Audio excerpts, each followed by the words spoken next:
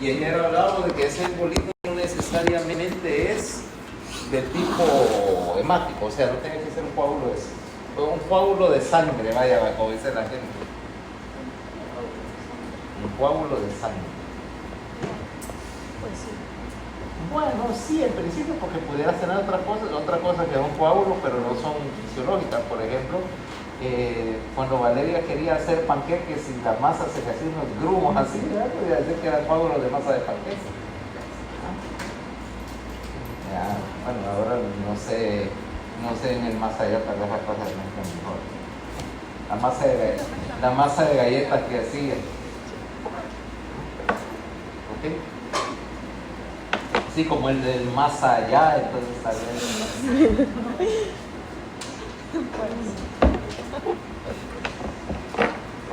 Ahora, porque entonces el coágulo vaya, o sea, en este caso, para ser correcto, puede ser o un trombo, un poquito más difícil de pensar, porque una trombosis masiva no ocurre en segundos. Y un émbolo, como decíamos, no necesariamente es hemorrágico. Tenemos émbolos de grasa, que era lo que estábamos hablando ayer, con respecto al famoso caso ese de la paciente desaparecida de Guatemala y todo lo demás. Y las embolias grasas, como te digo, no es necesariamente únicamente una cuestión iatrogénica y moderna, o sea, están descritas como complicación de las fracturas de huesos largos desde la antigüedad probablemente. No sabría decirte fecha exacta, pero sí, ya en el siglo XIX ya estaba definido. ¿Okay? El hielito ese trapero que me gusta. Qué rico. Entonces, me imagino que ahora ahorita Valeria debe estar deseando si el hielito trapea allá abajo, ya debe ser calor. Allá abajo. No creas que lo dice por molestar, porque bueno, allá abajo dicen que la cerveza es bien helada. No he escuchado esa palabra. Más desde la última vez que fue a la casa y le extendió la mano a la mamá. Sí, pero igual. Entonces, puede ser por un embolo graso, puede ser por un cuerpo extraño más raro, aunque sí se han descrito casos, por ejemplo, el famoso caso que tiene, yo pensaba que era leyenda urbana, pero sí hay un par de casos descritos de una bala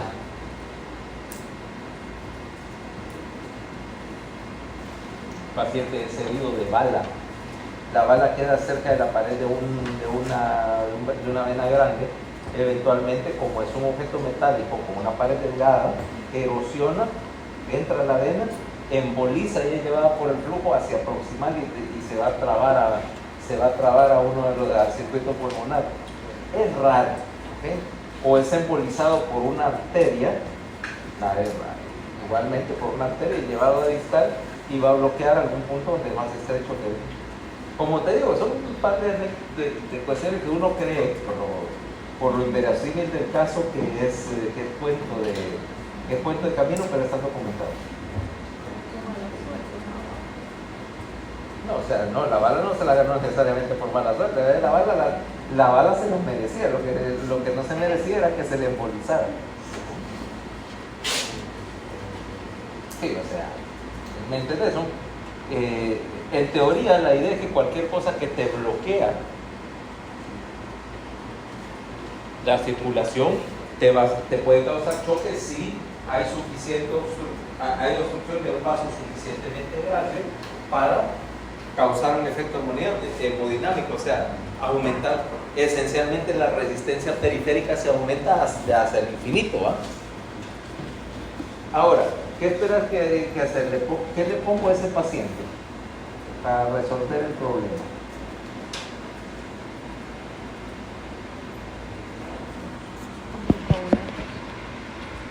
Si es un coágulo, no le vas a poner un anticoagulante, porque el anticoagulante solo te está bloqueando la formación de coágulos nuevos. Ajá. Quizás acordate que ahí está la diferencia. Una cosa es un agente anticoagulante y otra es un un agente fibrinolítico. ¿Okay? Ahí es donde entran los fibrinolíticos, por ejemplo, cosas como el activador tisular de plaminógeno o la streptokinasa, que lo que hacen es disolver el coágulo. Ahora también hacemos algo que se llama trombectomía mecánica, que pasas un catéter o una canastilla y un filtro distal al coágulo y mira, literalmente lo jalás, ¿okay?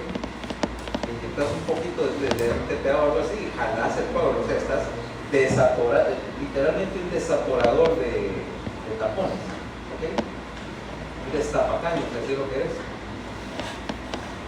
Ahora, si es obviamente un objeto, las embolias grasas se tratan con heparina, de hecho, ¿okay? Parte porque la grasa induce también una coagulación intravascular diseminada. Por eso es que yo asumo que ese caso de la paciente de Guatemala era una embolia de grasa, porque las intercepciones de teléfono, el tipo andaba comprando toda la heparina que pudiera conseguir. Supongo que es porque después de ese momento se metió a Medscape o Wikipedia a buscar qué hacer con esa paciente. ¿Okay? Pero porque el escenario es bien característico. ¿Okay? Ahora, obviamente, si es un cuerpo extraño que no es un coágulo o algo, la única solución es la desobstrucción. O en el caso de que lo que obstruye no sea un émbolo, sino que sea una disección de la aorta descendente. Ahí lo que hace es que le cambian la aorta.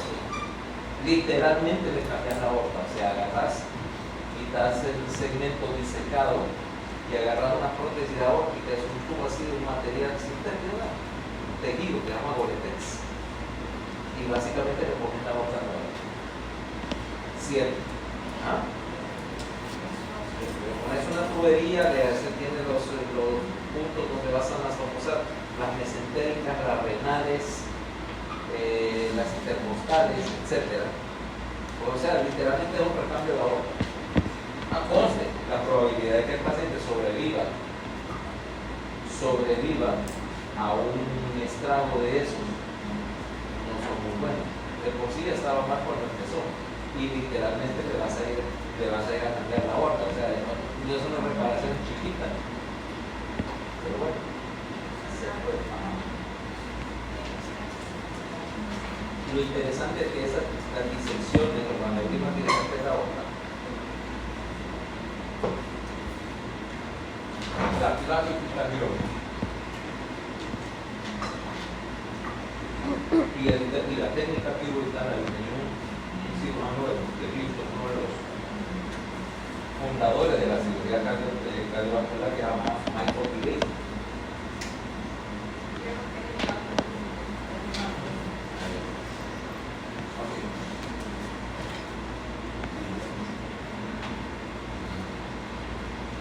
Pues Michael Pillay, que a los 94 años hizo una disección de aorta y lo operaron con su técnica.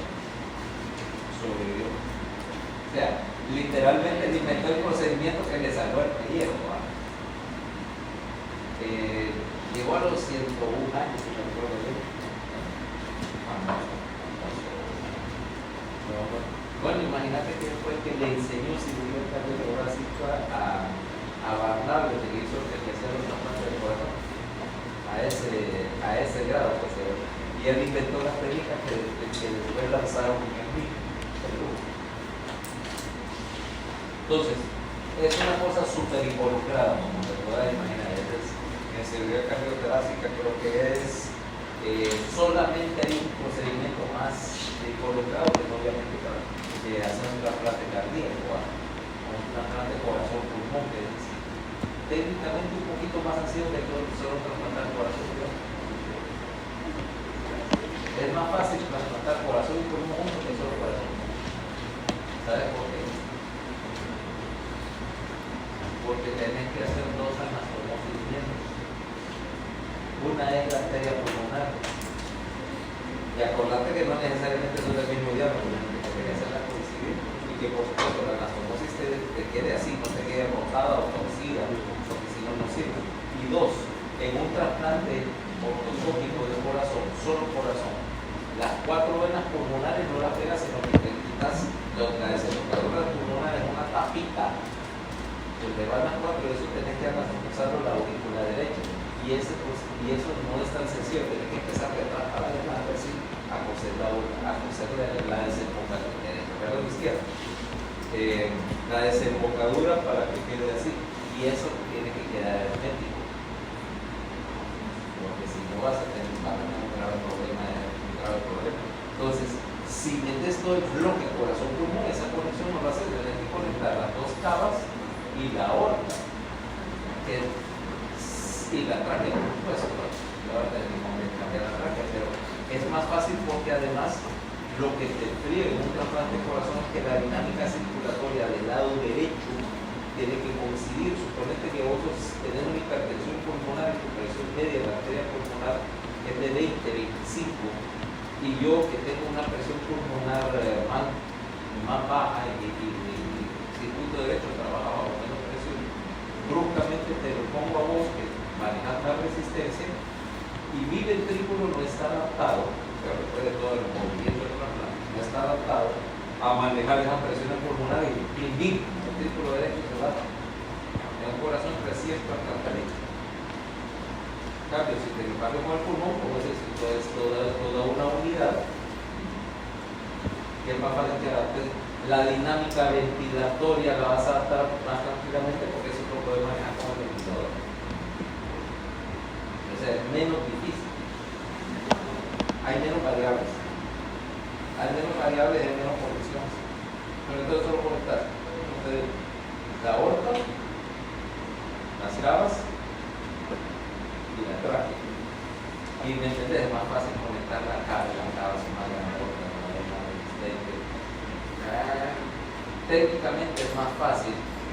Es más fácil porque es el equivalente técnico de coser los canelones mojados. Cocido. La cava ya siempre va a parecer que es como un canelón cocido, mojado, así, por la textura que tiene y la consistencia.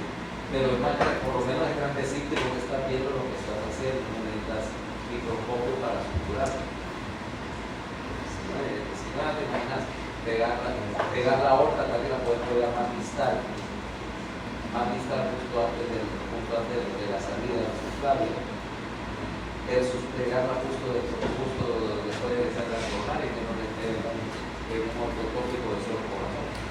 Tiene aparentemente sus desventajas. No lo contés como certificado porque obviamente yo no soy cardiotorácico y no te voy a mentir diciendo que alguna vez he trasplantado un corazón. Sí he visto cómo se hace. Sí he trasplantado un corazón. Pero no diga que nunca me tengo que lavar para una de las cosas. Mi oficio es otro. Mi oficio es otro que no creas que no te pica la mano por el trabajo, ¿no? Así claro. No para hacer nada sobre sostener un separador, pero no sabe qué debe quedar en la mano. La esternotomía probablemente pudiera ir con ella sin ningún instrumento de cera. Olvidar. El separador de ahí se avisa el pecho por aquí. En medio, separador de finoquieto. Si es el finoquieto es especial para esternotomía, porque de costilla de finoquieto ese no tiene gran ciencia. O sea, una toracotomía yo la hago y no es tan difícil de explicar cómo se hace. Si te mientras te acordes que tenés que meterte arriba de la costilla interior del espacio y no abajo de la costilla de arriba, porque ahí están los vasos, estaremos contentos todos. Te metas ahí, total, si le pegas un pedazo, un pulmón o el cautélico, tranquilo, eso se repara. ¿Okay? Mientras trabajes con tranquilidad, yo no fracturo la costilla del huevo quieto y lo que le quito un pedazo de costilla, porque de esa manera muchas veces me va a servir cuando se repara una vez, pero que va a poner un grande. No solo eso, sino porque puedo utilizar el hueso para reforzar si estoy haciendo una reconstrucción vertebral de un escudo. trapo, el hueso tiene un hueso bien sólido, y lo puedo poner entre los dos cuerpos vertebrales, la parte de la jaula mecánica y todo, lo meto una barra de hueso ahí que soporte el peso de la arteria. Y si no, pues por la edad se no se hace se descarta o se le deja un par de horitas y se le vuelve a adaptar a ese lugar si no lo pasa, para que sirva como ligero y que después son de hueso, le duele menos. Le duele menos después de arrancar el carro. No es algo que no se puede hacer. Va a ser más cargado de ahora la costumbre es más hacerlo por atrás con instrumentación y todo. Había una época que no teníamos todo el sistema atornillado, que no podíamos hacerlo así, pues, agarrando el pedazo de castilla, cortaban en la red de una muestra y literalmente lo impactabas a presión, abrías el espacio, metías la castilla y cuando regresaba que quedara trenzado para que no se moviera. Era lo que había, estamos hablando de los 90s, y así hacíamos mejor, pero había menos pacientes. Obviamente 60 años y no te el hueso, no te la gana más. Mira, no está caminando.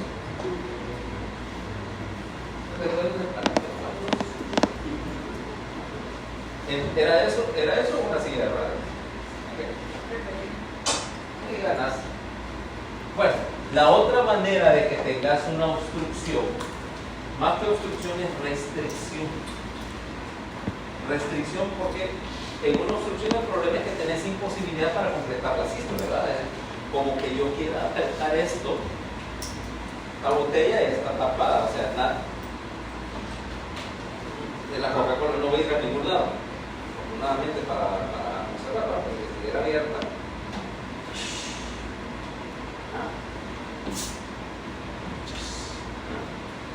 Pero ¿qué tal si lo que tenés es una imposibilidad para la diástole, o sea, para la otra mitad del ciclo de trabajo del equipo?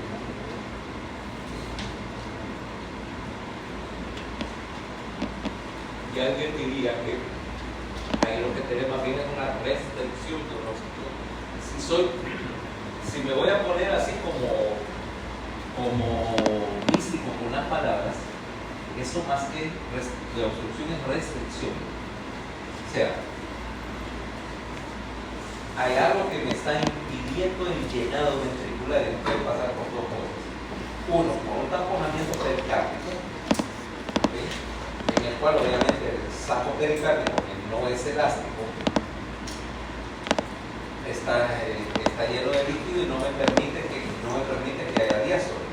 ¿Okay? Y vos me decís, bueno, puede haber una de dos, o es un tamponamiento agudo, que es una emergencia quirúrgica, ¿okay? Clásico es una herida penetrante al pericardio, una herida de corazón, sangre en el saco pericárdico, esa te da generalmente una media hora entre la herida y que el paciente se pare. ¿Okay? Realmente esa es donde vos llegás y le abrís el tórax en emergencia, o llegás a abrirse el tórax y de repente lo primero que hace es la herida ahí sangrando, así como el puente ese del niño holandés, le pones un dedo, te metes el dedo ahí a la herida cardíaca en lo que alguien te ayuda. Una vez me pasó un cliente en emergencia. Oye, yo no era que de emergencia hermosa, sino que tenía un chavo que era oficialmente residente de neurocirugía, yo era de cirugía regional, y lo dejan ahí en emergencia. Estoy tratando yo y veo que está en un interno poniendo compañero que estaba dando una sola pataleta, ¿va? Y digo, ¿qué pasa ahí?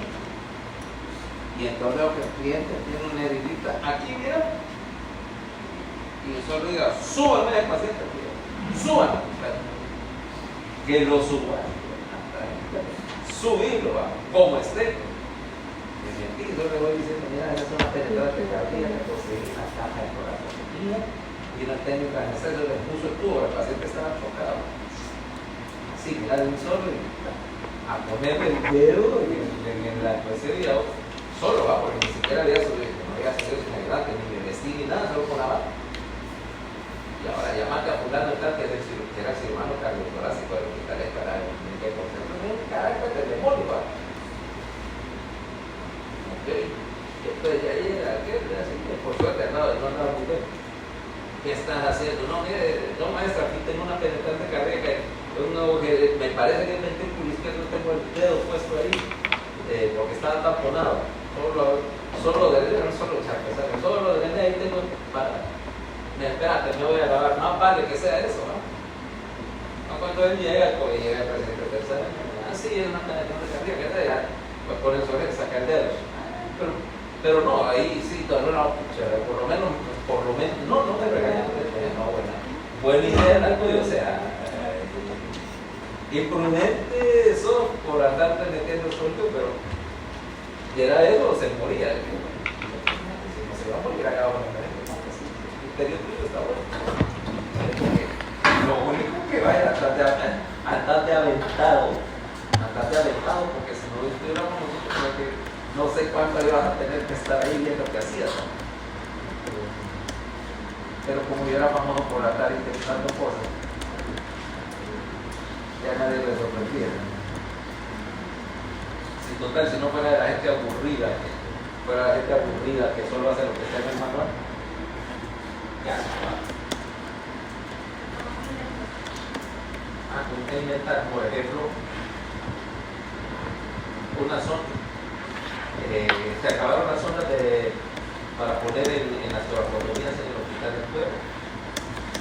Y entonces, aparte que eran unas sondas de hule rojo que se usaban en la época, y a mí se me ocurrió meter tubos endotraqueales en el tórax de los pacientes. Con tan buena suerte que los tubos endotraqueales están siliconizados y no se le daría de nada. A la sonda roja esas se coagulaban y terminaban abriendo el tórax a los pacientes. Yo bajé un 95% de la incidencia de toracotomías de revisión en ese servicio en un solo mes. Y todavía el famoso administrador me dice, no, ¿sabes cuánto cuesta un tubo? ¿Cuánto cuesta un tubo? Y le digo, ¿vos sabés cuánto cuesta una toracotomía? Ya te imaginas. Ya te imaginas, o sea, no, si yo la banda rebelde también la tenía en Canadá. Claro, esa clase de cosas aquí en Catalina, porque tantas que ahí te las van a contar muy bien. Pues sí, mira, yo siempre he recomendado que aprendas esto, y ustedes luego aprendan a trabajar sobre ti realmente independiente, porque entonces lo que vas a hacer es vas a hacer una cosa que darle uso mejor que tener dar los manuales de normas y procedimientos de la Secretaría. Agarras un taladro y le haces un agujerito en la esquina superior izquierda, así como lo tenía la almanaque Escuela para Todos. ¿No lo conociste? La Escuela para Todos. Vos ves que tiene un hoyito acá, en un extremo, en una de las esquinas. Un hoyito. ¿Vos sabés para qué es ese hoyito? Pero pasas una cabullita, lo amarras y lo colgas, colgas el almanaque del año anterior. ¿Ya sabes dónde? En la letrina. Entonces hacer lo mismo con el manual de normas y procedimientos, hacer el bollito, colgar el cabullito y colgarlo ahí, porque ahí es donde mejor, ese papel es para lo que mejor sirve. ¿No? Pero no le hagas caso, por favor. Por favor, pues probablemente coincide con gente que no sabía lo que estaba haciendo. Con gente en una oficina. Vas a confiar tu procedimiento de emergencia hospitalaria a personal que lo escribió, que nunca ha salido en su vida de una oficina de Tegucigalpa en el ministerio. Yo no.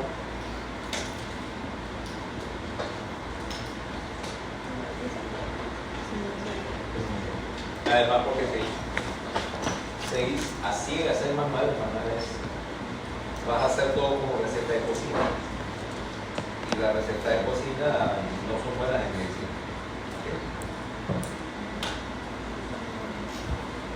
O como decía, hay un dicho que siempre me gustó, que dice: las normas se hicieron para la guía de los inteligentes sacrificio y la obediencia de los tontos. Y yo he seguido la máxima toda mi vida. En otras palabras, estás hablando porque no hace caso. No hace falta. No hace falta hacer caso. No hace falta saber lo que pasa. Bueno, pero o sea, entonces, ayer hablábamos un poco de las complicaciones del síndrome de choque prolongado. O sea, decíamos que hay un momento en que si vos prolongás ese choque vas a hacer toda esta serie de funciones al grado que si haces disfuncionar todos los sistemas por tiempo prolongado vas a hacer que la lesión sea completamente irreversible. O sea, si yo tengo un paciente, pongamos cualquier causa de choque, un choque hipovolémico, viene alguien y tiene solo era ayer. Ajá. Y tiene una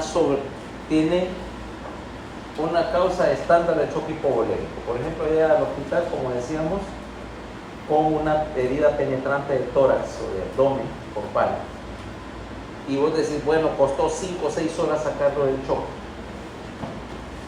Eventualmente, y si no se hizo irreversible, pero dice, bueno, eventualmente sale del choque o sale de la condición para hacerse grave todo, pero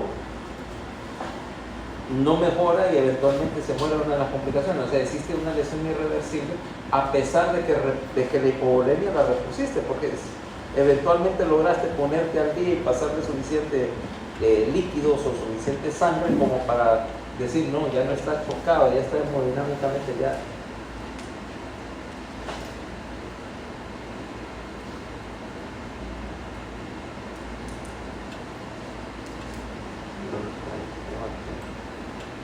¿Qué falta? Siempre falta algo. ¿Por qué siempre falta algo? Pero no tenemos 35. Son 35. Pero siempre veo que siempre hay gente acá, pero nunca es el mismo, alguien se turna para no venir. Igual no me va a servir de mucho.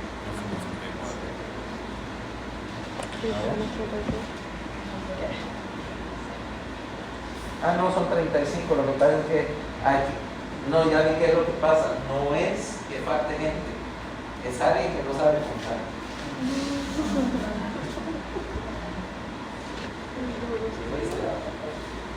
Aunque supongo que si supiera contar se hubiera metido en ingeniería. Así como dicen, no conste, yo no soy el que dice esas cosas, es mi papá el que se salió con esa frase.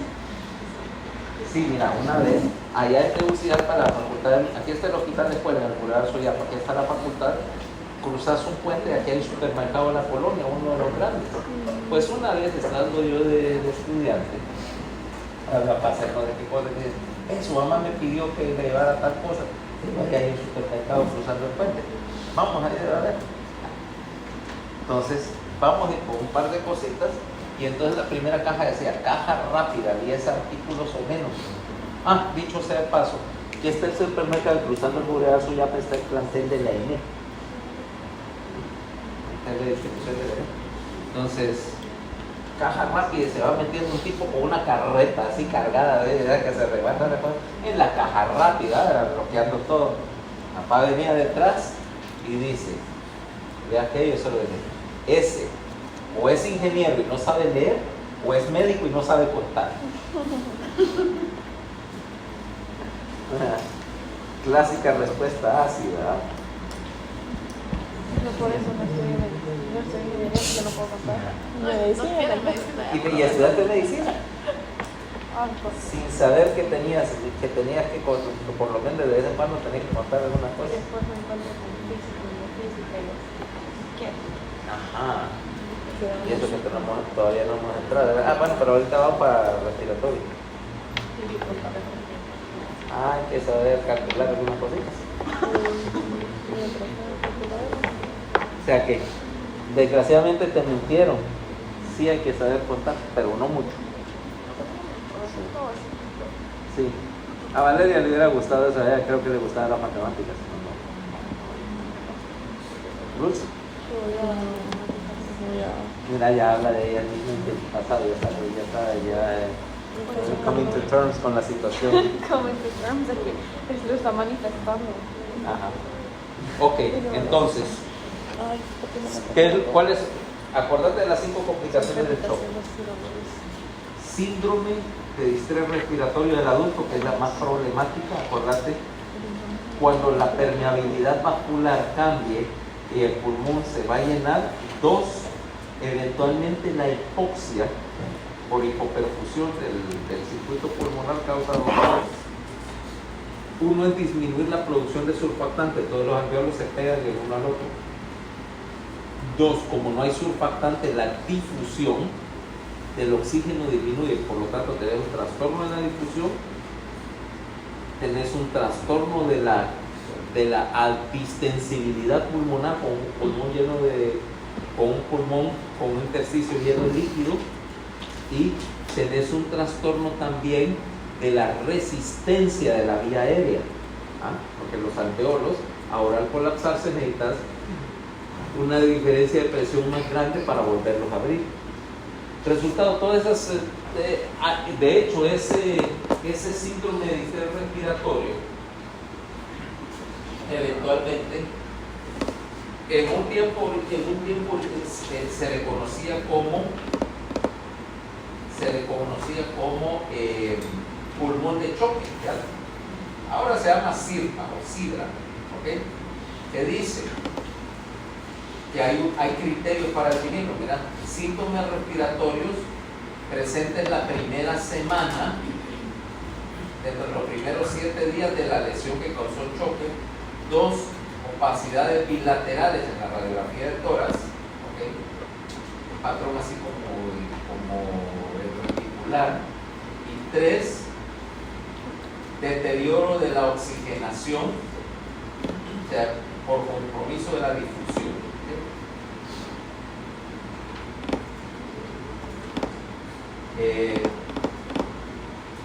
Fallo renal agudo, porque obviamente el riñón te aguanta glicemia durante 15-20 minutos intensa, y en principio te aguanta 60 minutos aproximadamente de hipoperfusión moderada, pero pasado eso te vas a echar el turno de la otra, ya estaba llegada de allá. O sea, yo sí soy capaz de consumir estas cosas en serio, pero no aquí sale demasiado caro. En la casa que tengo la refrigeradora repleta de alcohol.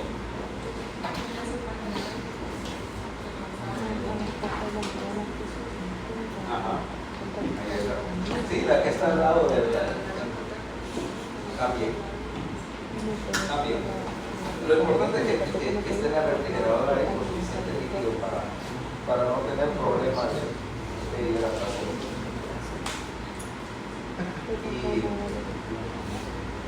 No, además, la gente dice, no, que te tomaste 1500 cc de refresco ahí. Pero comiendo, nadie le extraña que alguien se tomara 4 latas de cerveza, no es lo mismo que 500 cc. Por Dios, es una cantidad que vos consumís en una tarde. 4 latas, 4 botellas de estas de cerveza, a nadie le parece sorprendente, pues.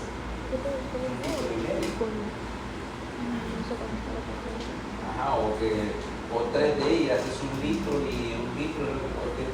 1 litro es lo que contienen las caguamas esas de las copas por ahí. Por ahí a nadie le parece raro que vos termines una de esas, vaya. Ahí no hay tanto alcohol. A mí no me gusta, no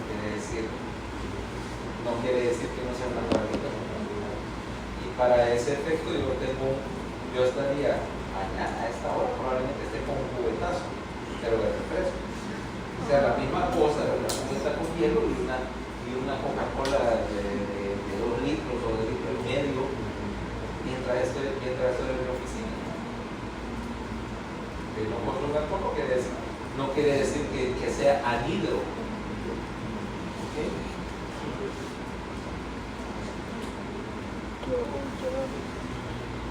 No es el negrito de TikTok.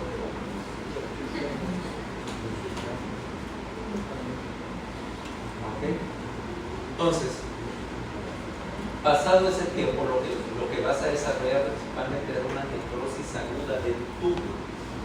Acordate, el túbulo distal en particular tiene dos problemas. Es muy activo metabólicamente, eso implica dependencia de oxígeno. Dos, depende también de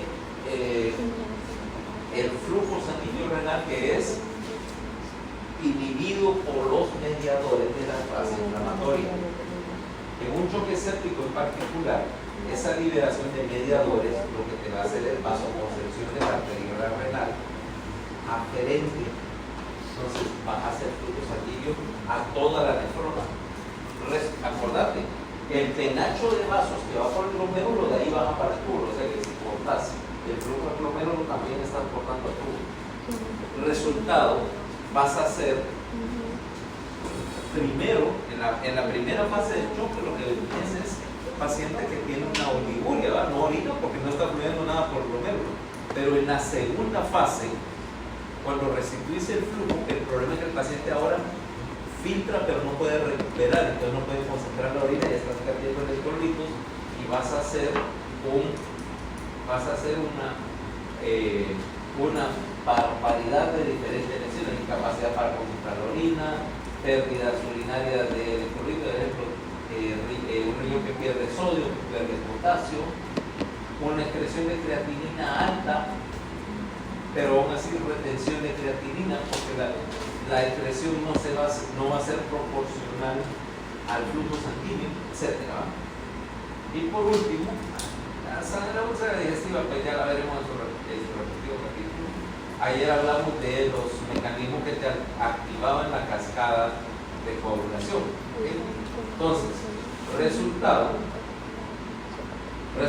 de todo eso que decíamos, el síndrome de coagulación diseminada. De hecho, aparte de esto, una de las cosas que vas a utilizar paradójicamente, porque intuitivamente, en estos pacientes que hacen coagulación intravascular diseminada es heparina. El paciente está sangrando porque está consumiendo factores de coagulación. Acordate de eso. En un paciente que está en choque y que está sangrando, una de las razones es porque está gastando los factores de coagulación. Dos, si el paciente es multitransfundido, o sea, le transfundiste más de 2 o 3 unidades así a pasos rápidos, la sangre de banco no tiene factores de coagulación, ¿verdad? Son lábiles. Entonces, estos en particular es deficiente del factor 8. Para que tenga el factor dependiente de vitamina K, pero el factor 8 es bien inestable. Entonces, dice, le cambiaste toda la sangre. Digámoslo así. Tenía fibrinógeno normal cuando empezó todo el asunto, pero sangró 2 litros y vos le cambiaste 2 litros de plasma por 2 litros de agua, ¿va? O sea que le diluiste el fibrinógeno.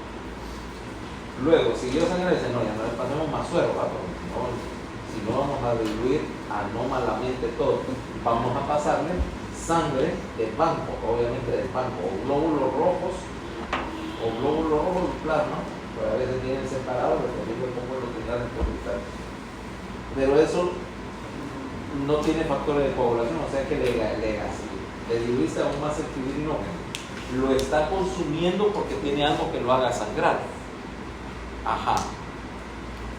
Y aparte, estuvo chocado y el hígado no perfundió y no produjo factores de coagulación. O sea, una cosa, aparte, la respuesta inflamatoria le activó la cascada de coagulación. Entonces, vos lo que querés hacer es lo siguiente.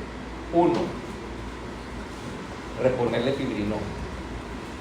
Forma de crioprecipitado, en forma de plasma fresco congelado, no plasma de banco. 2, querés inhibirle el consumo de fibrinógeno, entonces tenés que inhibir la actividad de trombina. Eso es lo que haces con la heparina o con el heparinoides, bloquear la actividad de la trombina. porque si no, fibrinógeno que le eches, fibrinógeno que gasta. Y los productos de degradación del fibrinógeno, acordate cuando yo quitaba el fibrinógeno, quitaba el componente inactivo, el inactivo no lo es tanto. Estos son marcadores inflamatorios también y hacen que te inducen un estado hipercoagulable, ¿okay? Porque pueden en cierto momento, acordate que los productos de degradación del fibrinógeno también actúan como activadores de la trombina. Entonces vos querés bloquear la reacción que te produce trombina, ¿okay? Ya sea con heparina o un equivalente,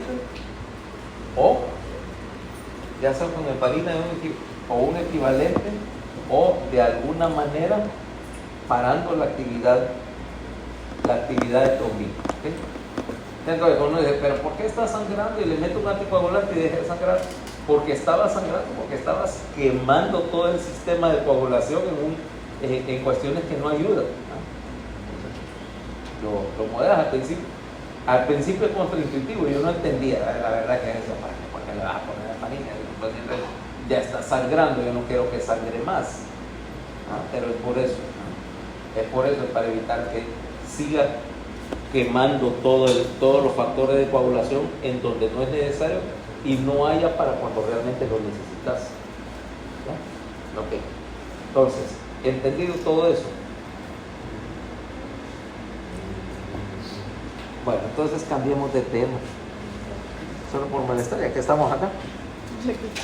Sí, porque yo pensaba no venir, pero ya que yo veía saliendo, digo, si están ahí voy a tener que dar clases y ustedes estaban aquí. No, ahora ya es tarde. No, nunca es tarde. No, para Valeria sí ya está. Bueno, pero descontando a Valeria, nunca es tarde para el No digas eso, que te verás jalar los pies más a la noche por estar descontándola. Mira que ahora todas las veces que vos la molestaste, ¿sí? Entonces va a andar por ahí toda la semana en plan de espíntiro chocarrero. Ahí le echamos agua bendita o algo, ya que se va. Nah, ¿sabes cómo hacer? Con ajo también. Nada, no, ¿cuál ajo? Ponerle un pedazo de pizza o algo así para el ajo, ¿ah? En alguna esquina de la casa y la ¿qué? ¿Cómo hacen para sacarle sangre? Para ponerme sangre ahí. Como para ponerle un paquete. Por ejemplo, venitas de neonato. Eso es una venita de neonato, esa es una vena suficiente para meter un catéter 18. Además, no buscas esto, ¿no? Sí. Si vos no me encontrás venas a mí, no sé cómo vas a hacer. Definitivamente vas a tener que dedicarte a la psiquiatría, ¿verdad? O que lo internen. Y lo que él dice, tiene malas venas. Lo dice la gordita blanquita que cuando la pinchen 2 veces se le va a hacer un morete de este tamaño, ¿verdad? Sí. Déjala, que eso va a ser divertido cuando o ya te hicieron un gran hematoma en el MET. En el MED no, pero antes del MED sí me hicieron. ¿Qué pasó? Ya dice, no, si vamos a hacer un hematoma, hagámosle uno, pero de la cúpula de la subclavia, ¿verdad? Una línea central que tú conoces, dice. ¿Has visto un introductor de Sending? La agujera así, grandecita, luego el dilatador, y al final el bananito, ¿eh? Eso no me va a revivir ya para acá. No, lo que pasa es que normalmente la práctica es para que practiquen tus compañeros, porque normalmente eso se practica en la necro, no que lo practican en la necro. Entonces, bueno, candidatos ahí a voluntarios para ver. ¿Cómo poner sondas? ¿Poner sondas en dónde? En la vejiga. Pues no es, ¿por qué es difícil? Difícil es cuando tenés una obstrucción de uretra posterior y que tenés que saber maniobrar una, pero normalmente no es tan difícil, ¿no? Normalmente no es tan difícil, a menos que como te digo, tenés una obstrucción de uretra posterior, y entonces sí tenés que saber definir si lo que querés es una sonda más grande o una más pequeña, o una sonda con un conductor. Pero no es cosa del otro mundo, y la verdad es que eso te acostumbras a hacerlo automático, a menos que haya alguna anomalía anatómica. Es más molesto pasar una sonda naso-orogástrica con un paciente de... No, y con cuidado, que tenés que estar seguro de que no haya una fístula nasal de líquido o riesgo de una fractura de base. Si no querés terminar con una sonda dentro del cráneo, ya lo voy a pasar. Y ya te imaginas cuáles fueron las consecuencias, ¿no? Murió. O sea, no es raro, está descrito. Yo creo que tantas veces que ya la gente debería darse cuenta. Sin embargo, todavía sigue pasando para gran molestia. Ustedes me dicen, mira que ahora pasa eso. Y ahora difícilmente lo puedo ayudar. O sea, en la devastación neurológica que te metiste ahí, yo no la puedo resolver. Entonces vámonos a la parte, ahora a revisar la parte de fisiología respiratoria. ¿Okay? Dejemos la parte obvia, la laringe y la faringe. Ya salimos del segundo año, ¿no? Ya salimos del colegio. Vámonos a la parte que me interesa, es a dos conceptos acá. Primero es los conceptos de la mecánica ventilatoria, y la otra es el concepto de la dinámica de gases y la dinámica del flujo sanguíneo pulmonar. ¿Okay? Entonces, acordate que vamos a centrarnos aquí en la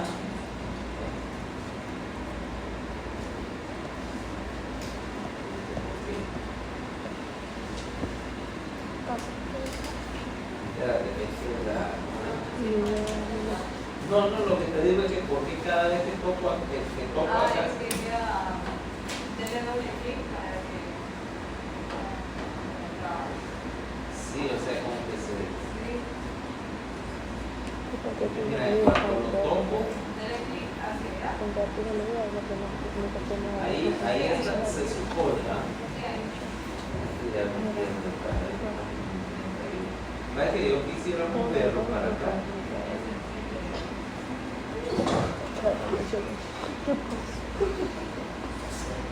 Ahí parece que.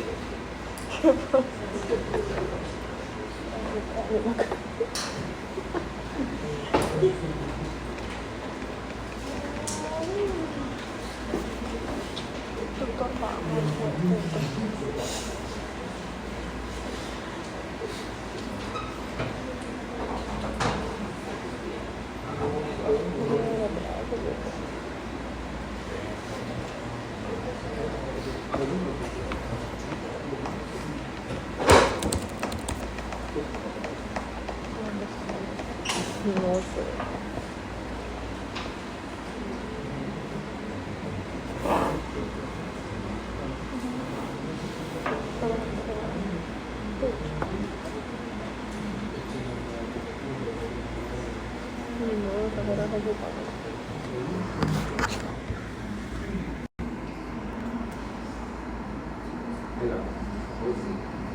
Bueno, la idea es eso, vaya, estamos en la interfase capilar, entre alveolo y capilar. En azul está el lado del alveolo y el otro es el capilar. Acordate, un capilar pulmonar tiene ciertas particularidades. Número uno, las uniones en el endotelio ahí son bien estrechas, o sea, ahí hay bien poca permeabilidad a líquidos, por razones obvias. Para conocer, es líquido en el intersticio pulmonar igual a pulmón pesado y difícil de mover.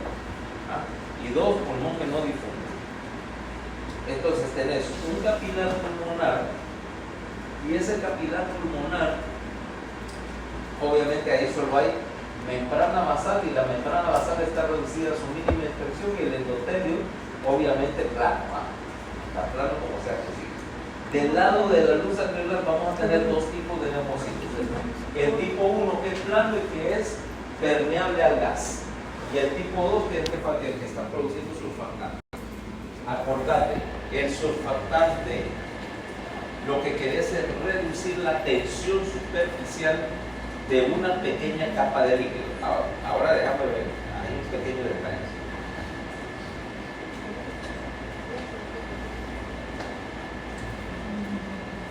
Número 1. Si esta interfase se seca, si no hay una mínima capa de líquido, no hay difusión de gases. O sea, el oxígeno en particular debe disolverse en esa capa delgada de líquido para poder atravesar la membrana del neumocito. Si no hay líquido, la difusión a cero. El CO2 también en gran medida. Aun cuando el CO2 decimos es mucho más difusible que el oxígeno, pero en seco el alveolo no funciona, tiene que estar bañado de líquido. 2. Como vos querés crear literalmente acondicionamiento de aire, ¿okay? Quiere decir que el aire del alveolo va a tener que tener ciertas características particulares. Uno es temperatura a ¿cuánto? El caso tuyo no, porque la tuya es temperatura ambiente ya.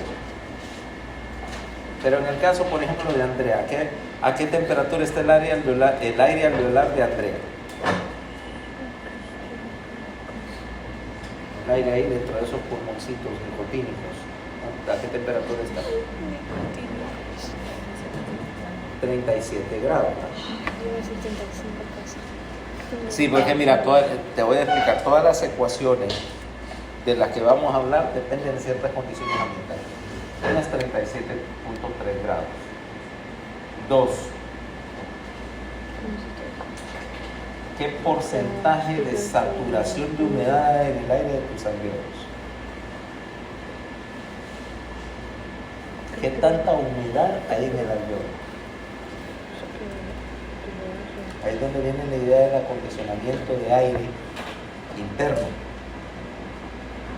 O sea, vas a ver que acondicionar el aire no necesariamente se refiere a enfriarlo, se refiere a que crear condiciones específicas para algo, ¿verdad? Temperatura, generalmente de partículas, ¿verdad? De extracción de partículas, de limpieza y de humedad. Es más, ¿vos sabés para qué se inventó el aire acondicionado originalmente? Sí, para una imprenta. Cuando vos estás imprimiendo a colores, imagínate tener una línea que está imprimiendo libros a colores, ¿vale? O fotografía o algo así. Entonces, primero esa pasa por varias, esa página pasa varias veces por la imprenta. Primero imprimís el negro, ¿okay? Luego imprimís el amarillo, luego imprimís el magenta para los rojos y el cian para los azules en varias pasadas. Entonces, la temperatura afecta y la humedad afecta porque la tinta tiene que secarse en un tiempo determinado. 2, el papel, si está muy húmedo, por ejemplo, se puede romper, o el papel se estira y encoge con la temperatura. No, un poquito, un poquito, no es exacto. No es una cosa que se estira y encoge 10%, pero sí hay cierto estiramiento con la temperatura, y eso puede hacer que cuando no está bien la temperatura y no queda todo alineado, el papel se cogió, entonces las líneas o los colores no quedan perfectamente alineados, como esas impresiones de mala calidad que se ve así como los colores superpuestos y todo borroso. Bueno, entonces esta era una imprenta y tenía ese problema, no sé qué hacía, no sé qué producto tenía, pero entonces el primer aire acondicionado que se inventó para controlar humedad y temperatura fue para una imprenta. Hasta después de eso es que vinieron y, estamos hablando de más de 100 años, empezaron a utilizarlo lo pusieron en un teatro. La segunda, después lo pusieron en un teatro y las ventas del teatro se dispararon porque imagínate en verano que así, que la gente va al cine solamente por el aire acondicionado. Y después no me recuerdo una tienda en Nueva York, todo esto era en Nueva York. Y una tienda grande, de esas tiendas por departamento, fue la primera que puso el aire acondicionado. Y también la venta de la gente entraba para ver que qué rico el aire acondicionado y compraba algo, ¿va? Entonces las ventas se dispararon.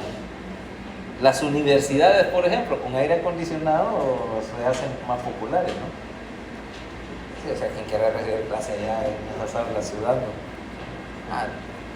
Todavía en examen porque no hay manera, o sea, porque eso cambiaron los pupitres, ¿vale? Alguna gente pues diría, yo no doy clase en un aula que no tenga aire. Bueno, pero volviendo al asunto, entonces el acondicionamiento de aire en el alveolo implica que tenés que elevar la humedad al ¿qué por ciento?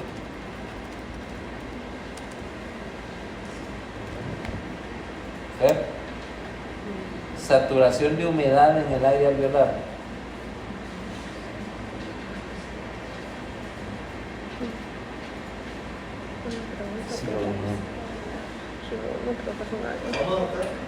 ¿Cuál es el porcentaje de saturación de humedad en el aire del alveolo?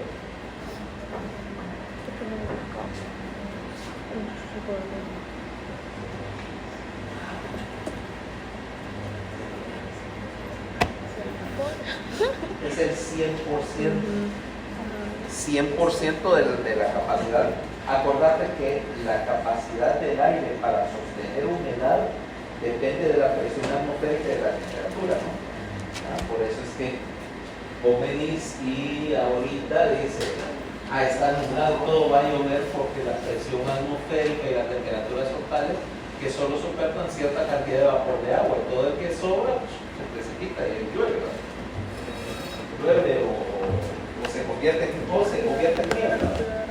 Pues el caso es que en el alveolo es 100%, primero para que no se seque, segundo porque es más fácil, ya sabes que es 100%, si fuera cualquier otro número variable sería un problema porque sería 50% hoy y 60% mañana y tendría que estar calculando y ajustando, 100% y se acabó, ¿va? Más fácil, aire completamente saturado. Entonces, la idea es que tengas aire saturado, tenés una capa de líquido, tenés el macrófago alveolar soltando surfactante para que el líquido se convierta en una sola capa. O sea, si yo agarro agua, por ejemplo, agarro una superficie, qué sé yo, no sé, que está dormido y la vamos a usar de ok, y dejo caer un poco de agua sobre Fernanda. Esta es la posición apropiada para ello. Ok, va a ser gotita sobre una superficie, pero si yo le agrego un surfactante, se extiende en una sola capa delgada, que es lo que yo quiero, ¿va? Entonces el surfactante está para evitar que las paredes del alveolo se peguen entre sí, 2 es para mantener la capa dispersada por toda la superficie del alveolo. Y ves que acá tenés entonces un tercer habitante. ¿Qué es eso? Es un macrófago alveolar que está capturando y presenta, no solo capturando partículas y cuerpos extraños que caen en el alveolo, sino que lo tiene que presentar, ¿okay?, al sistema inmune.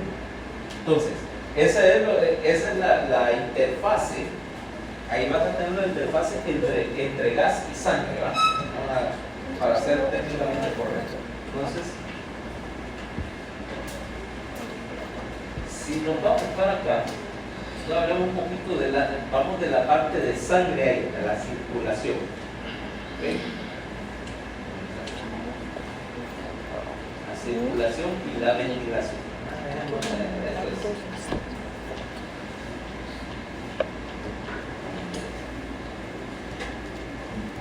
vámonos a la parte de intercambio de gases. Vamos a hablar, a recordar un poquito de la cosa. Aquí vamos a entrar en el lindo campo de la atmósfera. ¿Sí? Atmósfera. Veamos entonces, a ver, ¿dónde están los marcadores? Vamos a empezar. Y toda la cuestión de la atmósfera. Y vamos a poner que estamos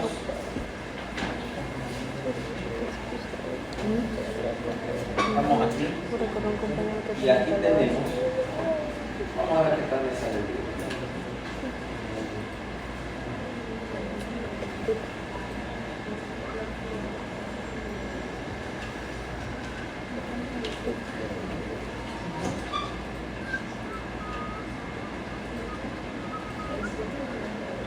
Ok, vamos a ver, estamos aquí en el aeropuerto y tenemos este animalito, ¿ok? Aquí está. ¿Qué está? Este aeropuerto, puede ser aquí el aeropuerto de San Pedro Sula, que para todo efecto calculemos que está a nivel del mar. 0 metros MSL, o sea, sobre el nivel medio del mar. ¿Okay? Entonces, a mí me interesa, y aquí están los instrumentos, ¿vaya?, para decirme el pronóstico del tiempo. Y yo quiero saber cuántas son las condiciones ahí de presión, temperatura y ¿cómo se llama? Y porcentaje de oxígeno. Empecemos por ver más, y composición. Estamos acá a nivel del mar. Y vamos a considerar lo que decimos presión barométrica estándar. ¿En qué se mide la presión barométrica? ¿En qué? Ok, un bar. De hecho es un poquito más de un bar. Un poquito más de un bar, para ser más correcto. Es 1.013 bar. La presión atmosférica canónica a nivel del mar.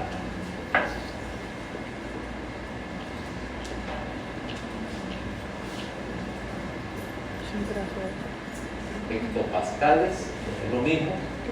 Milibares, hectopascales, es la misma, numéricamente es lo mismo. Ahora, en unidades del águila de la libertad, 760 milímetros de mercurio. Los gringos no miden milímetros de mercurio.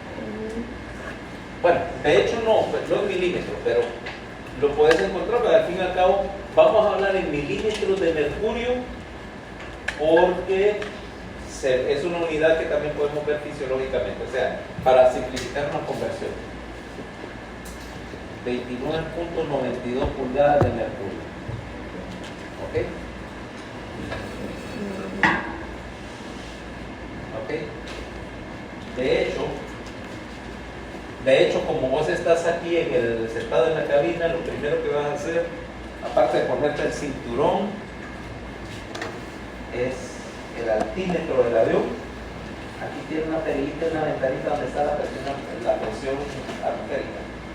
Poner la presión atmosférica al valor que te diga meteorología ahí en la torre de control, porque tu altímetro, el aneroide, es un barómetro glorificado que te mide la presión atmosférica, y la diferencia entre la presión atmosférica dentro del aparato y la del exterior, el avión lo mide, pues hay un sensor que llama el cuerpo estático, y eso te hace girar la boquita esa que te da la altitud. Si vos pones mal la presión barométrica, te va a marcar una altitud que no es la correcta, con las consecuencias que te puedes imaginar. Lo vas a poner, de hecho, hay un momento en que vos lo pones obligatoriamente a 760, porque hay una cosa que se llama actitud de transición que tu procedimiento después dice actitud de transición para esta sección 10.000 pies, que es el 29.92, para que todo el mundo esté con la misma referencia. Es es otro detalle, pero es porque a 10.000 pies no le vas a pegar una montaña, le vas a pegar a un avión.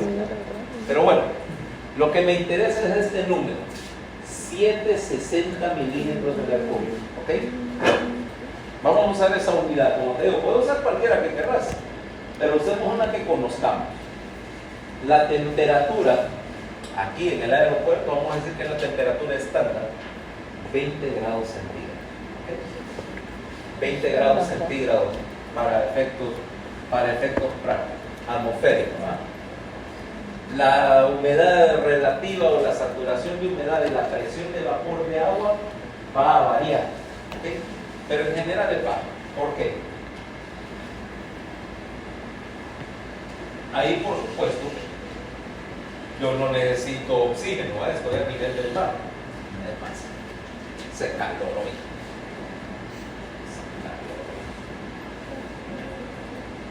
Abramos la cabina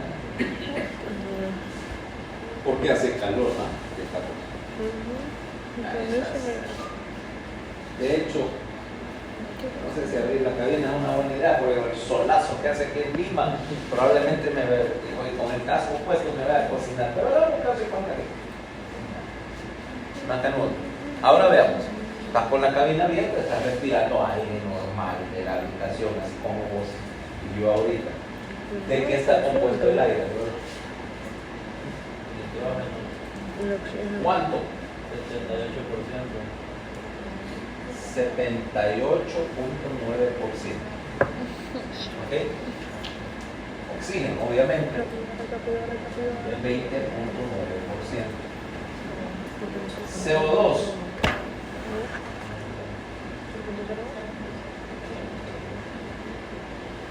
Y lo que es importante, vapor de agua. ¿Cuánto?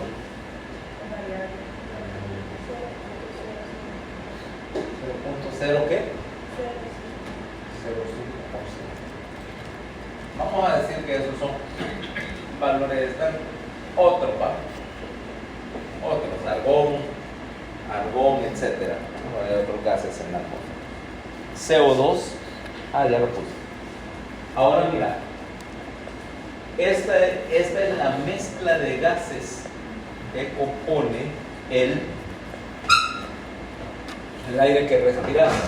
Y hay una ley, la ley de las presiones parciales, que te dice que la presión parcial de un gas, de una mezcla de gases, perdón, es la suma de qué, Fernando.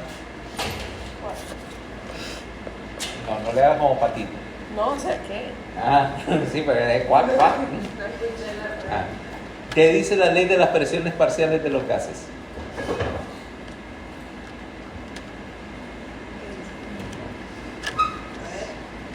No, yo sí la sé, lo que pasa es que vamos a ver si yo la sé. Dice que cuando tenés una mezcla de gases, la presión de esa mezcla de gases es igual a la suma de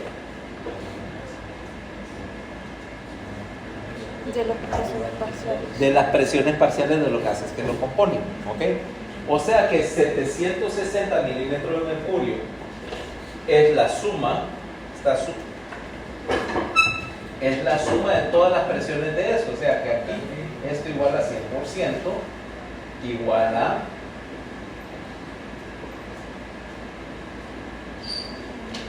¿qué quiere decir esto? Que el nitrógeno forma el 78.9% de 760. ¿Okay? El oxígeno es el 20.9% de 760 y así sucesivamente. O sea que ahora podemos calcular la presión parcial de oxígeno al nivel del mar. Resultado que aquí la presión de oxígeno anda 169 milímetros de mercurio.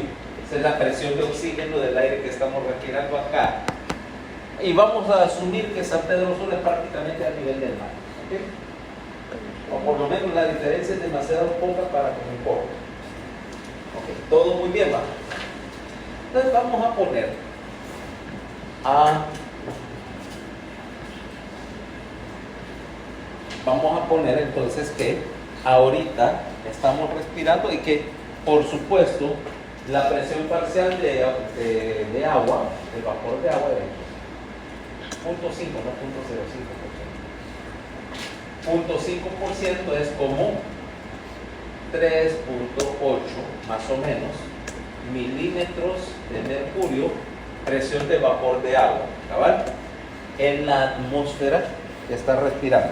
Vamos a asumir que aquí, por ejemplo, estás en el aire acondicionado, la saturación de vapor de agua ahorita ha de andar alrededor del 40%. ¿Okay?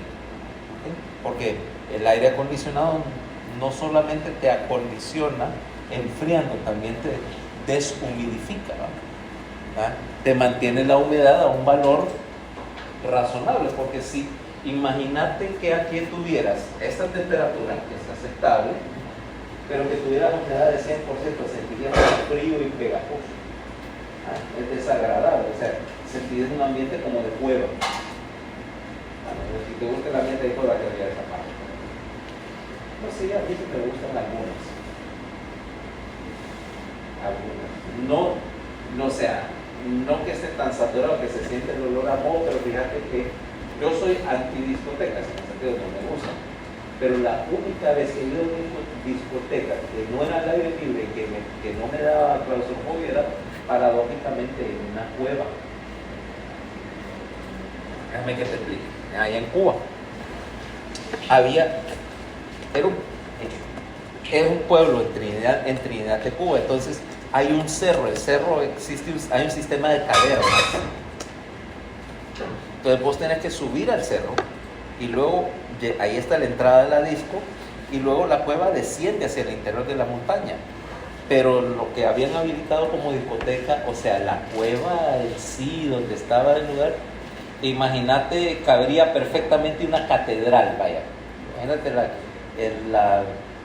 la nave de la catedral de San Pedro Sula cabía perfectamente en esa cueva, es enorme. Entonces imagínate, tenías una disco en el piso ahí, luces y todo, pero en primer lugar todo el vapor, todo el olor ascendía en aquella monstruosa cavidad de arriba y no lo sentías. Y como en la cueva la temperatura es constante por la gran profundidad, entonces habría unos 22, 23 grados, pero no tenían aire acondicionado, ni había manera de ponerlo, ¿eh? Sencillamente era la temperatura natural del lugar, la humedad natural del lugar, que no era tan alta, y la verdad era que era un espacio tan grande que a pesar de todo lo que normalmente había en las discos, no sentías la claustrofobia que te da una discoteca normal. Afortunadamente, porque ha sido la única vez que he podido ir a una disco encerrada, vaya, y que la cuestión no ha terminado conmigo metiéndole un sillazo a alguien. Las discotecas me dan paranoia, entonces no voy, a menos que sea una de esas al aire libre, donde vos, bueno, ahí sí no hay problema, pero esas que son una cajita oscura con una luz parpadeando, yo no voy. No voy porque va a haber pleito. Me da una reacción increíblemente problemática, ¿verdad? Para todo lo que me acompaña. Todo el mundo va a terminar en el bote.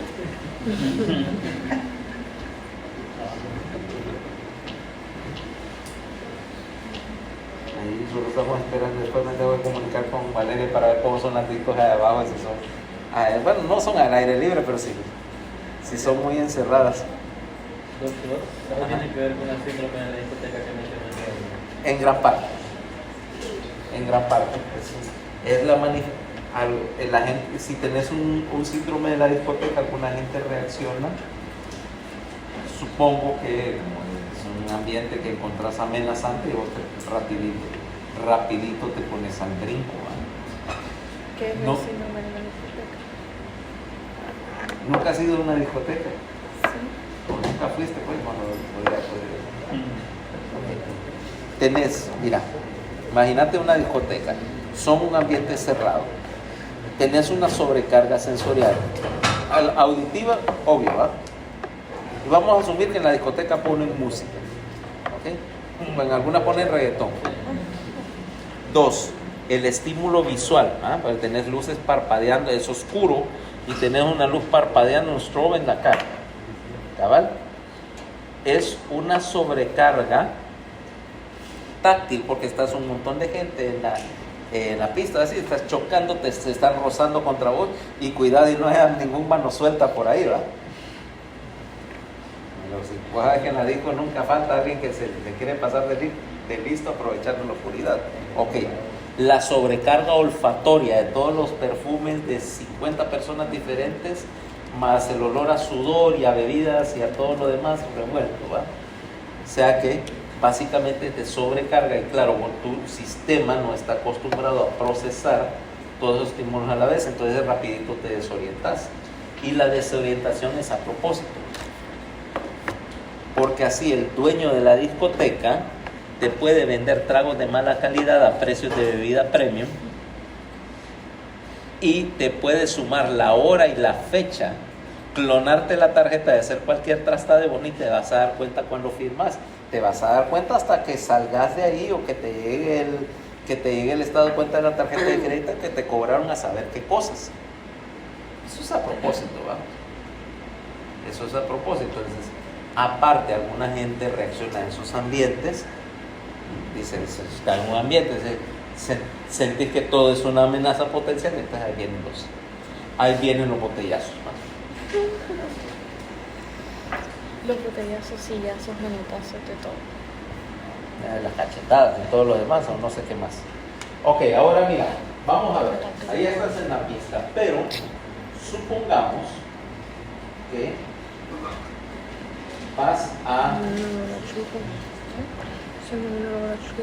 vas a subir. Ahora estás acá, mira. Vamos a ver.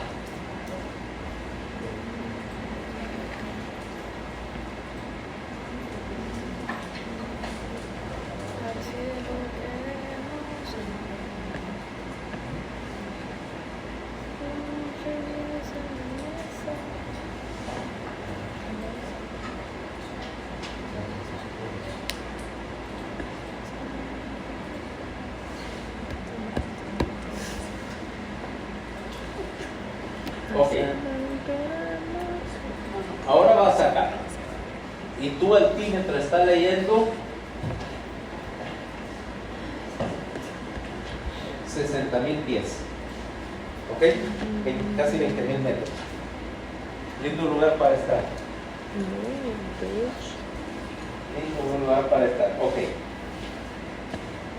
¿Qué porcentaje de oxígeno hay en el aire a 60,000 pies? En otras palabras, venís, Valeria, ¿abrirías la cabina a 60,000 pies? No.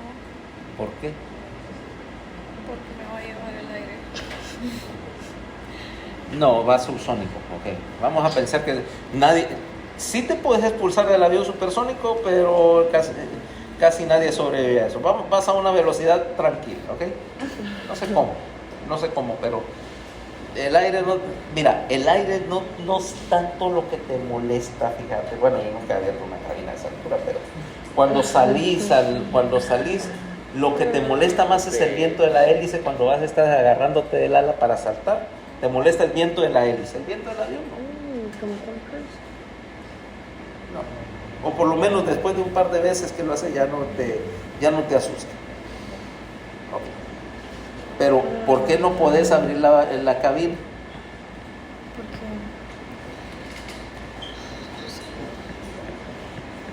Puedes respirar a 20,000 metros de altura. no puedo.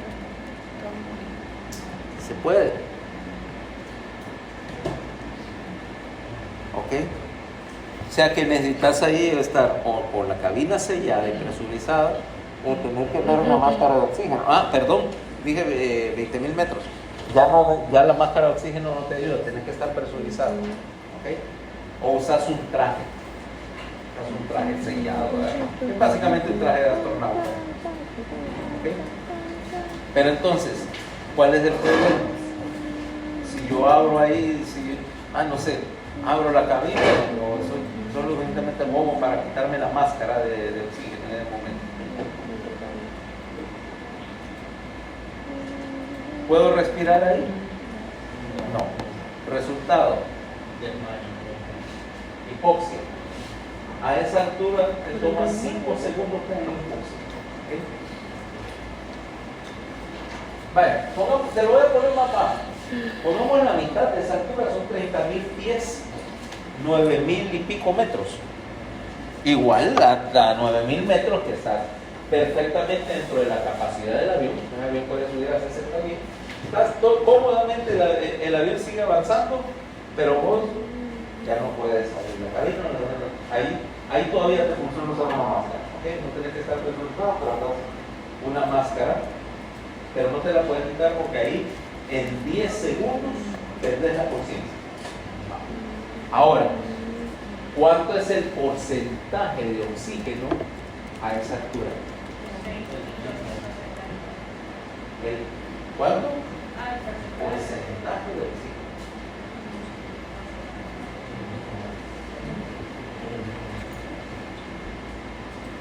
¿Cuánto es el porcentaje de oxígeno en la mezcla de gases ahí? Ahí estás haciendo otra cosa. No, ahí estás haciendo una barbaridad. ¿Qué estás haciendo? ¿Cuánto oxígeno hay? ¿Qué porcentaje de oxígeno hay a 30.000 pies? Es el mismo. Es el mismo. La mezcla de gases no cambia.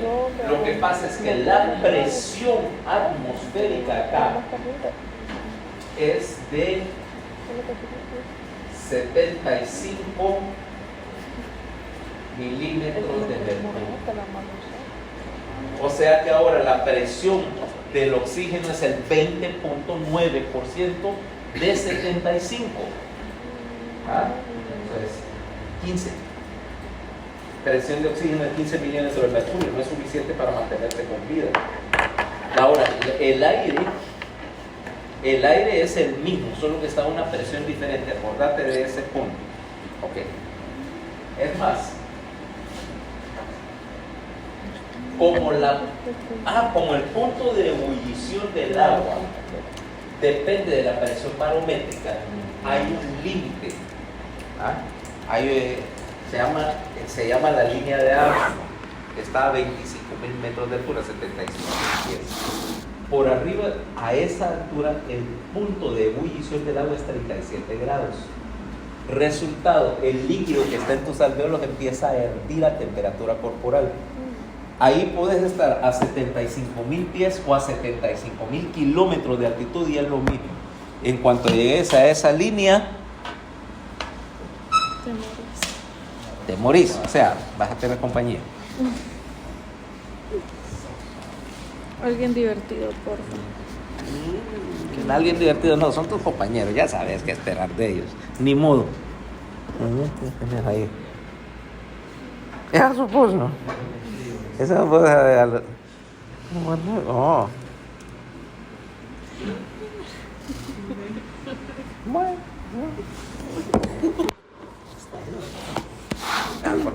No, sí, mira, tenía como 5 años. No puede ser. Sí, puede ser. En un momento. Qué criaturita. Ahora, fíjate bien, quiere decir que la presión parcial de oxígeno depende de la altitud, ¿ok? O sea que aquí para nuestro efecto vamos a utilizar 169 milímetros de mercurio, pero fíjate que estamos calculando que hay muy poco vapor de agua. Yo puedo saturar el aire con vapor de agua, y entonces yo lo que quiero saber es cuando llegue al alveolo, yo llené de vapor de agua la mezcla de gas, pero obviamente que ahora al saturar el vapor de agua tuve que desplazar a los otros gases de la mezcla, por lo tanto la presión parcial de oxígeno en el aire alveolar no es la misma presión parcial que hay en el aire ambiental. Primero. Segundo, en el aire alveolar yo lo que realmente tengo son una mezcla de dos gases, o dos mezclas diferentes de gases que están combinándose. Uno es aire fresco que viene de afuera y el otro es aire donde ya le extraje una buena parte del oxígeno y lo saturé de dióxido de carbono viniendo del alveolo. O sea que en el aire alveolar tengo porcentaje mixto de ellos. Ahora, ¿cuál es la composición del aire alveolar? Con el cual voy a trabajar. O sea, vamos a asumir que una cosa es el aire que está acá, mira, y que está haciendo ondear el calcetincito ese que ponen al lado de la pista para que pase. Y otra es el aire que está aquí dentro de los pulmones de la persona que está sentada en el asiento. Vean, este es el que me interesa a mí, ¿okay? Porque obviamente estamos hablando de fisiología respiratoria y no necesariamente de drenaje aritmético. ¿Quieres sacar la licencia de ayuda? Tenés que saber las clases de cosas. Porque eso te da para poder calcular o para que tengas el concepto de por qué tenés que usar una máscara. Por ejemplo, a los 14.000 pies automáticamente te pones la máscara, porque mientras más hipoxémico te pongas, compromiso, y antes incluso que tengas compromiso de conciencia, vas a tener un deterioro de la cognición. Si yo voy a los 14.000 pies y no ando usando máscara, yo estoy consciente, pero ya no estoy pensando claramente y voy a empezar a hacer pendejadas con consecuencias desastrosas. Lo mismo funciona también con respecto a la cuestión de las si estás a presiones más altas. Le hace si vas a llevar el curso de buceo. Sí. Un curso de buceo acreditado, no es solo tírenlo, no se tírenlo, pónganle un regulador, amárrenle un tanque y tírenlo al agua, ¿va? Total, no se va a ahogar porque tiene el regulador puesto en la boca. No, si te enseñan mismo, si te tienen que explicar todo eso. O una narcosis por CO2, una narcosis por nitrógeno, vos decís una embolia por descompresión, toda esa clase de cosas. Se supone en los cursos de buceo bien acreditados. Y en el curso y esas preguntas vienen, si vas a sacar un curso de piloto privado, esas vienen en el examen. O sea que no creas que te vas a salvar de los numeritos que no le gustaban a Valeria, mira, pobrecito. Menos mal que no vivió para ver esto. Ahora, vamos al aire alveolar aquí, a nivel del mar. ¿Cuáles son los valores? Vamos a hablar de las presiones parciales en el aire alveolar, para saltarnos toda la lógica. O sea, se entiende que ustedes pueden leer en Kaiton toda la explicación complicada, pero vámonos a lo concreto. Presión de oxígeno. Entonces, acordate, presión alveolar de oxígeno, A mayúscula. Aquí tenemos diferencia.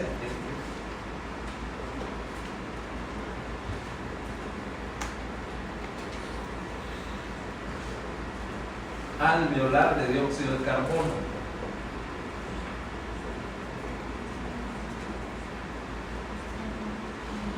Presión de agua.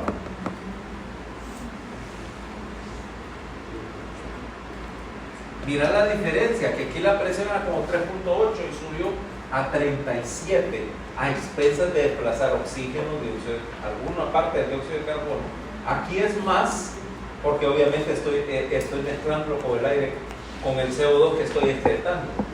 ¿Okay? Alveolar de nitrógeno, que es el resto.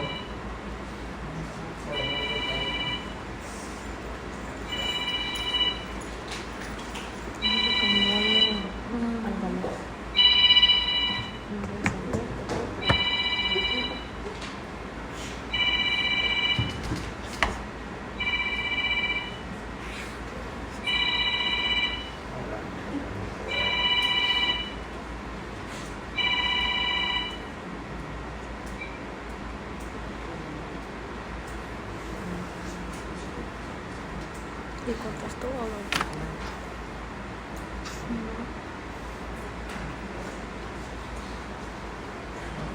La presión alveolar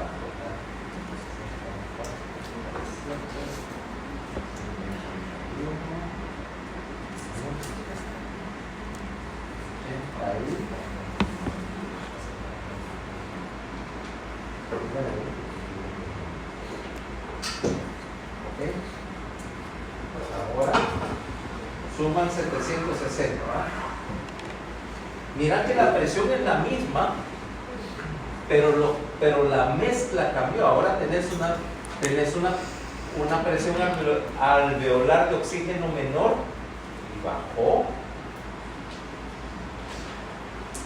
y bajó la, ¿cómo se llama? Bajó el porcentaje de oxígeno, aquí como el 19.7%, más o menos. ¿Ya? Y esto es con lo que voy a trabajar, porque es de aquí yo tengo que intercambiar. Acordate, todo el intercambio de gases que voy a hacer a partir de ahora, lo tengo que hacer por simple difusión. Quiere decir que tengo que utilizar un gradiente de presión entre el alveolo y el capilar, o entre el capilar y el tejido, ya el tejido periférico, para que se mueva ese oxígeno hacia donde yo lo quiero, ¿verdad? Mientras más para un gas, mientras más difusible sea, menos gradiente necesita. ¿Okay? En otras palabras, considerarlo así, eso es una expresión de una ley básica de la física. ¿Qué ley, Fernanda? ¿Qué ley básica de la física estoy mencionando ahí?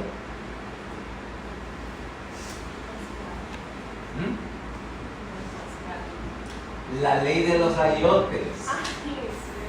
Para abajo todos los ayotes ruedan. Lo único que va a haber unos ayotes que son como más fáciles de rodar, y entonces necesitas una pendiente pequeña para que rueden. Otros ayotes van a necesitar que sea una pendiente bien empinada para que se puedan empezar a mover.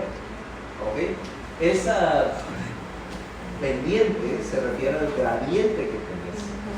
Y obviamente, como ya te dije, no todos los ayotes son iguales porque tienen diferente, en este caso, difusibilidad.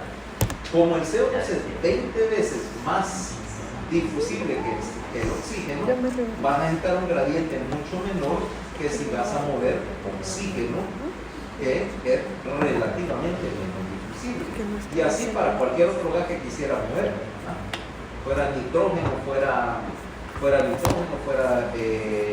no sé, hexafluoruro de azufre, fuera helio, lo que te da la gana, cada cual tiene su propio valor para la difusibilidad. ¿Okay? Entonces, acordate que no, obviamente no existe ningún proceso dependiente de energía que te serviría para mover gas. O sea, sería energéticamente absurdo que vos necesitaras un mecanismo transportador dependiente de energía para mover gases, porque básicamente eso es imposible. Es imposible, o sea, gastaría más energía moviendo el gas que lo que vas a obtener del metabolismo del oxígeno que captes. Por lo tanto, además, como los gases son libremente difusibles por la membrana, o sea, necesitas una transportadora, es también, ¿cómo se llama? Físicamente un absurdo decir que necesitas una transportadora para los gases, ¿correcto? Entonces, yo necesito saber dos cosas para hablar de la difusión. La primera es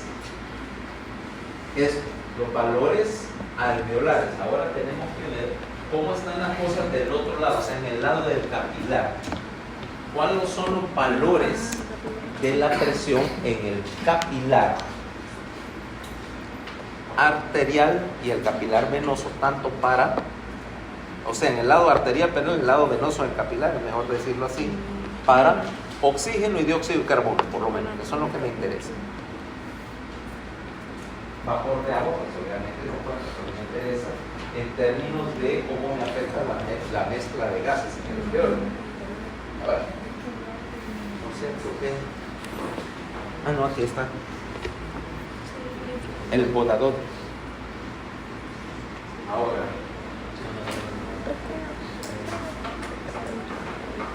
tengo esos núcleos. Ahora vámonos al capilar.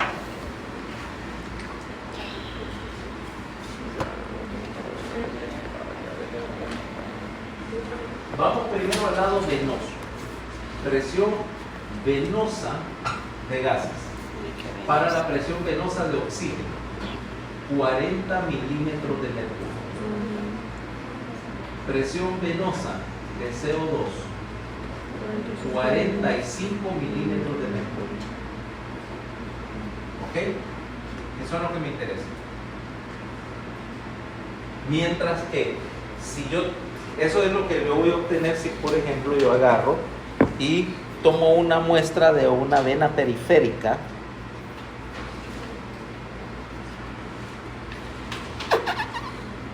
No, así. Una muestra de una vena periférica con un agua gruesecita, mira, aquí se ve.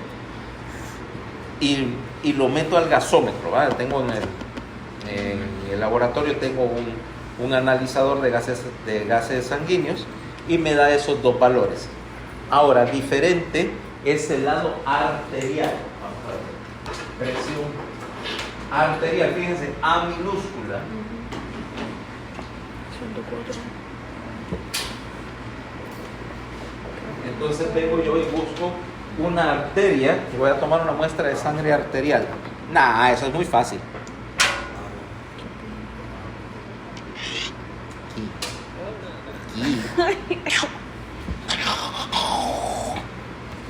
Como te dije.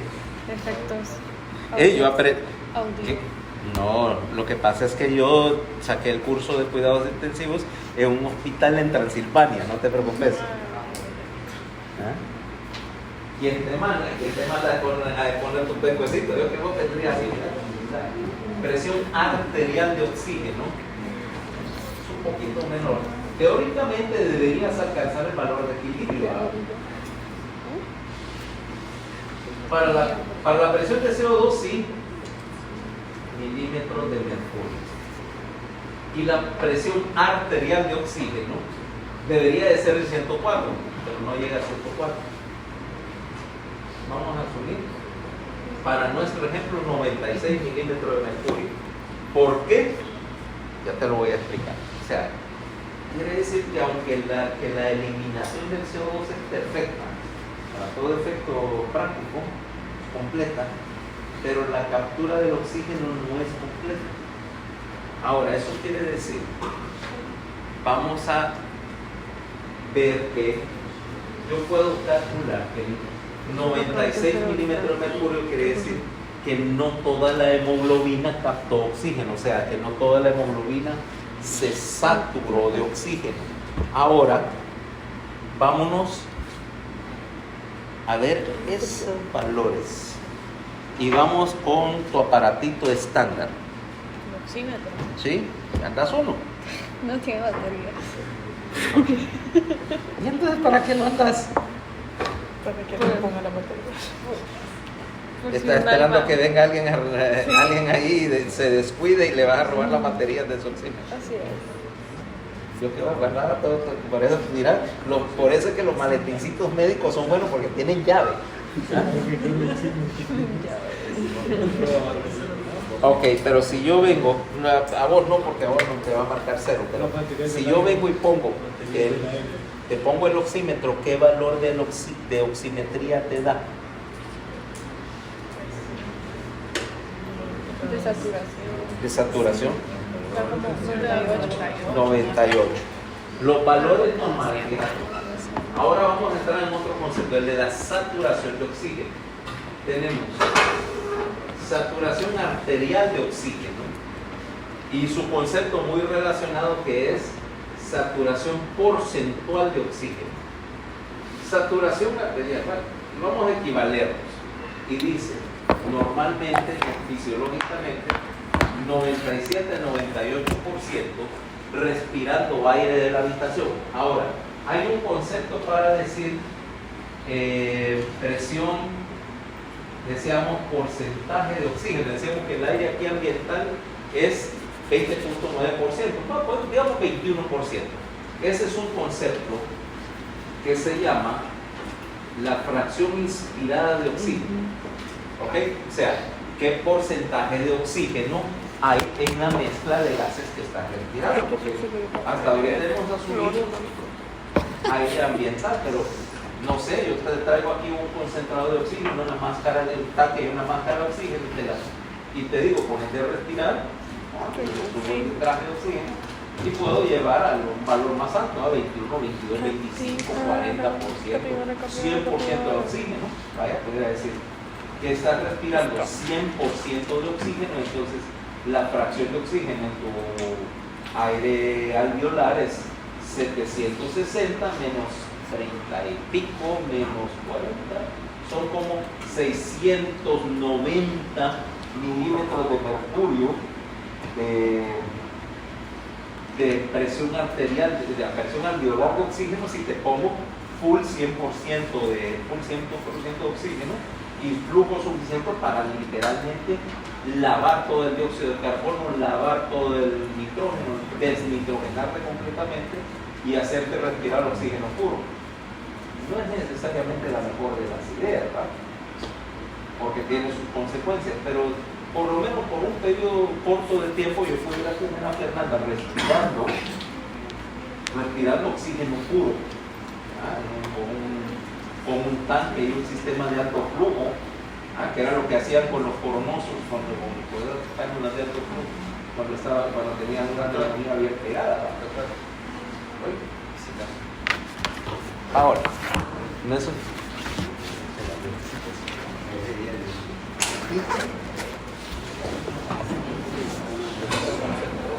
Ahora yo te amo con todo mi corazón cuando te haces.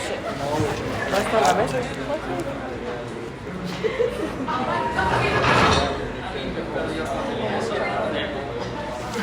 Por dos, sí, ya lo vi. Soy Arturo. Ya, sáquenme de aquí.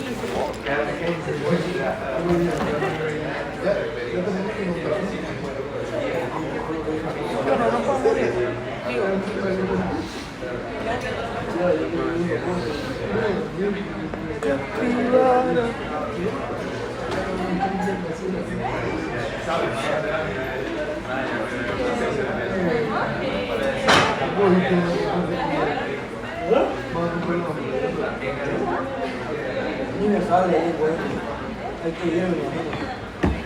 Es en autoservicio y en el restaurante y también por la app de Wendy's. Y para la camino por la app de Wendy's, pero ando zapatos con rueditas. Qué divertido.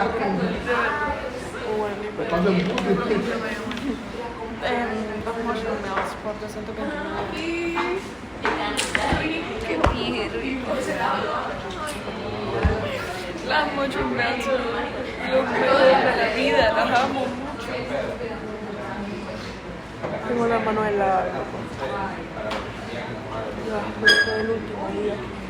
Ya me lancé bien. Una semana y un día. Para que recargues, para aguantar la una semana.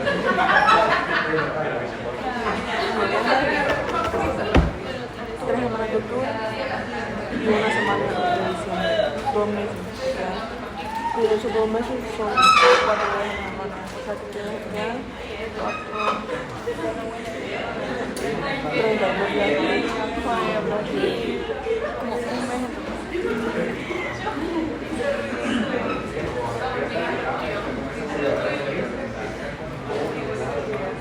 ¿Quién vino ahora?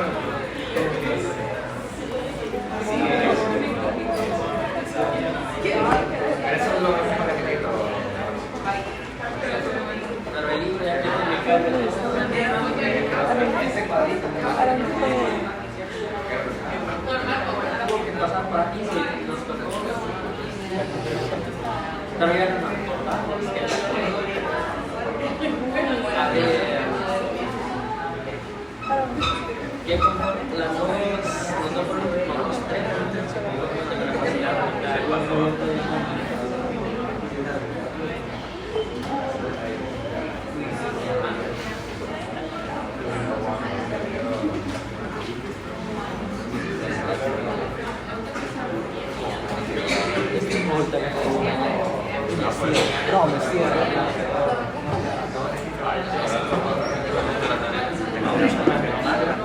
Y ya pasó.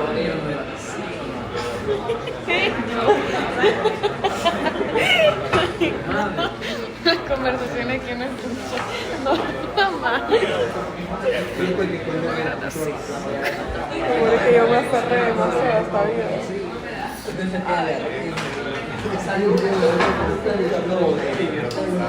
Vaya, te vino más. ¿Qué tienes aquí en el brazo? ¿Tienes manchado? Espérame. Sí, no, pero vamos a ver lo que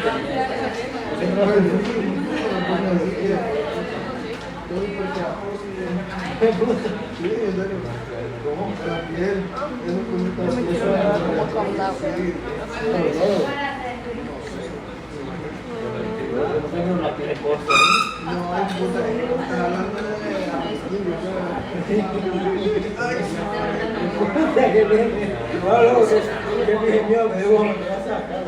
Pero ese es flujo y estos son volúmenes.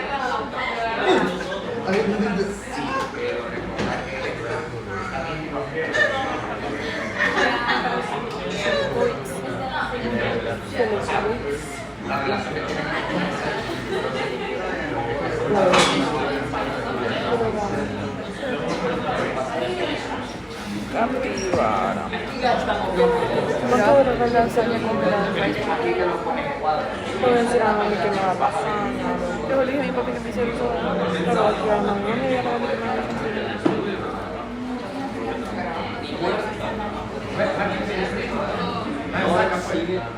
Sigue ahí la boca también.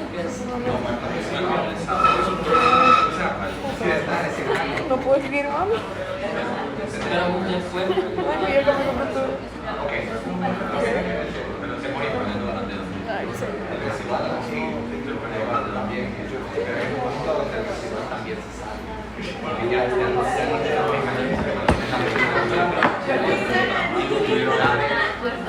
Eso arriba del mensaje, pero... No, mi reina, no.